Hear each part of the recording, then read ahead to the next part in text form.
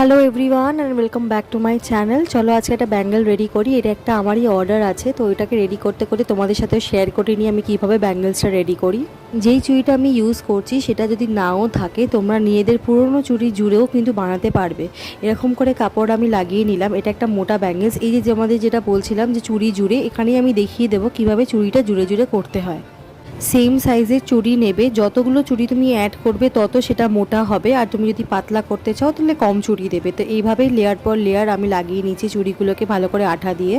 ফেভিকল গ্লুটাকে ভালো করে হাত দিয়ে স্প্রেড করে দেবে যাতে ভালো করে ফিক্স হয়ে যায়। এইভাবেই আমি লাগিয়ে নিলাম। এবার আমি কাপড়টাকে করছি। এটা একটা আমার গ্রিন ব্যাঙ্গেলস করছি আমি, এটাও আমার একটা অর্ডারের মধ্যেই রয়েছে, তাই জন্য এটাকে রেডি করছি। কীভাবে দেখে নাও, একটু একটু করে আঠা দিচ্ছি আর বারবার করে মুড়ছি। যখন মুড়বে এটাকে একটু বেঁকিয়ে বেঁকিয়ে মুড়তে হবে। নেক্সট ভিডিওতেও কিন্তু আসছে ব্যাঙ্গেল ডিজাইনিং, তাই দেখতে কিন্তু ভুলবে না। আর ভালো লাগলে লাইক শেয়ার সাবস্ক্রাইব করতে কিন্তু ভুলো না।